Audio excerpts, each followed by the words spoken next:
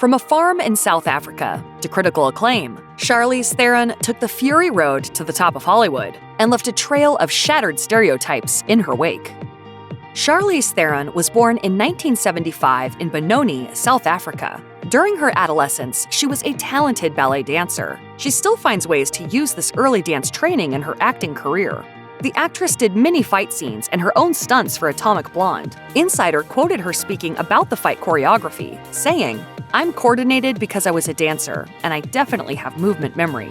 At age 16, she moved to Milan to pursue a career as a model. After 2 years, she moved again from Milan to New York City, where she continued modeling while also studying at the Joffrey Ballet School, per Britannica. Sadly, after a knee injury, her hopes for a ballet career ended.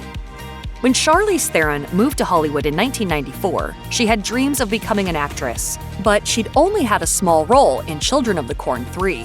She didn't have an agent or any connections, and she was living out of her suitcase in the cheapest hotel she could find. Speaking to Oprah, Theron explained that she didn't know what else to do at the time. "My only alternative was to go home. At the time, there really wasn't a future for me in South Africa. I didn't finish high school or go to college."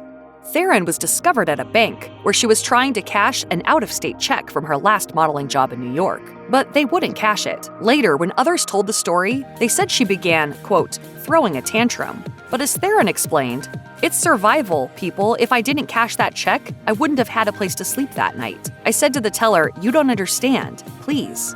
A man at the bank offered to help, and after filling out a lot of paperwork, she got her money. On the way out, the same man handed her his card and offered to be her manager. After she signed on with her manager, Charlize Theron's acting career started to take off. Her breakout role was in The Devil's Advocate in 1997. She starred in the legal thriller alongside Keanu Reeves and Al Pacino as the naive wife of a young attorney played by Reeves, one of her first parts that really showcased her acting chops. Entertainment Weekly put it simply when they wrote that Theron's part is the best thing in the film. After audiences and industry professionals saw Theron in The Devil's Advocate, her resume continued to grow with more impressive and popular roles. The next year, she was in Mighty Joe Young, and she continued landing parts in The Cider House Rules, The Legend of Bagger Vance, and several other films over the next few years. One of her first blockbuster hits was in 2003, when she played Stella Bridger in the adventure heist The Italian Job. Charlize Theron had proven her ability as an actress, but viewers were still shocked to see her transformation in Monster in 2003, when she played Eileen Wuornos. Wuornos was a Floridian sex worker who was charged with the murder of 7 of her clients and branded the first female serial killer. According to The Star, Theron gained 30 pounds, wore brown contact lenses, and had a prosthetic overbite to appear as Wuornos. But beyond her physical appearance, Theron blew audiences and critics away with how she portrayed the character. What? What you got? Huh? You want to bring it on?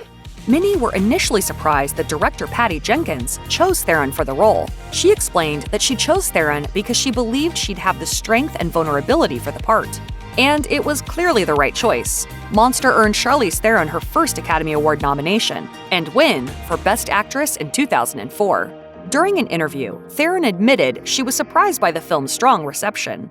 You just sometimes tap into something emotionally and you realize that other people might not be tapping into the same thing. Charlize Theron surprised everyone with her role as Furiosa in Mad Max Fury Road. Most viewers knew the actress as a beautiful blonde, but in this role, she became a completely new person. Speaking to Cinema Blend, the film's writer-director, George Miller, explained why it was crucial for the lead in the film to be a woman. He explained, "It was 5 wives escaping a tyrannical warlord and needed a female road warrior. It couldn't be male, so there was Furiosa, and the rest followed." Although Mad Max was a critical and commercial triumph, it wasn't easy for Theron and her co-star Tom Hardy. They struggled to get along throughout filming. Theron admitted in Vanity Fair, "We were either fighting or we were icing each other. I don't know which one is worse. It was horrible. We should not have done that. We should have been better. I can own up to that." Charlize Theron made a big change in her life when she decided to become a parent. Theron didn't follow the stereotypical journey to parenthood, instead making the decision to adopt on her own. Speaking to NPR, she said, "I cast a very wide net. I wanted to believe that somehow my child would find me in the way that we were just meant to be. She was open to adopting from any country that would allow her to adopt as a single parent. As it turned out, both her daughters were born in the US, and she believes they were meant to be a family. Theron added that she thinks society has a long way to go in how a family is defined, saying, "It still feels very traditional in the sense that it should be that every child should have a mother and a father, but not so much around the idea of a single parent. It's just so unfortunate. I know so many people who would be incredible parents." Along with her work as an actress, Charlize Theron also runs a successful production company, Denver and Delilah Productions, which Variety noted was named after the actress's dogs. She has produced multiple films in which she has starring roles, including The Burning Plane, Atomic Blonde, and Tully. However, she has also produced the movie Brain on Fire and the series Girl Boss, in which she didn't have an acting part.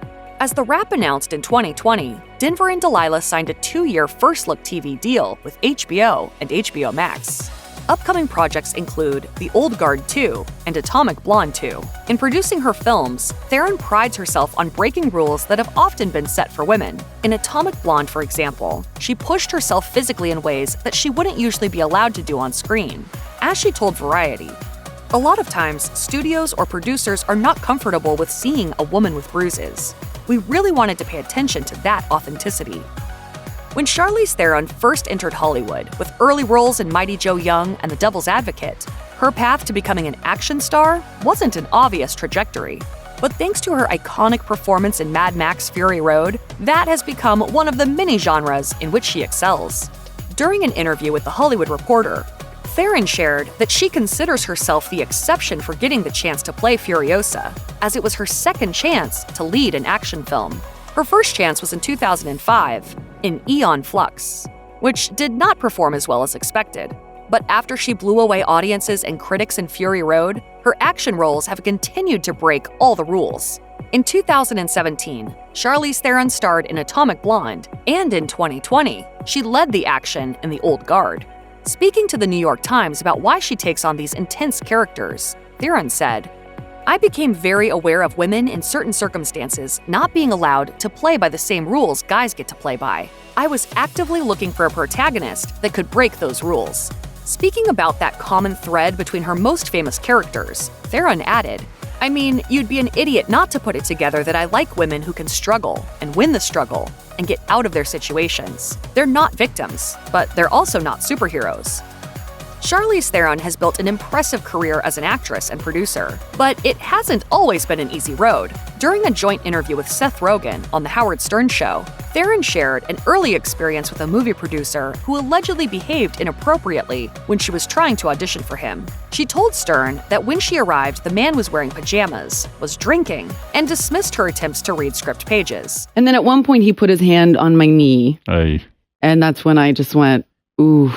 Fortunately, she was able to get herself out of the situation before it went further. Theron didn't name the producer, but she did say he was a very big deal and is still a big deal. She got to meet him again when he recently reached out to her about being a part of a film. She took the meeting as a chance to speak up for herself like she couldn't back then. He said, "Nice to meet you." And I said, "No, we've met before." Whoa. And Charlize Theron recently surprised fans once more with her new jet black hair. The dramatic color was yet another change for the Atomic Blonde actress, who is typically recognizable by her golden blonde hair.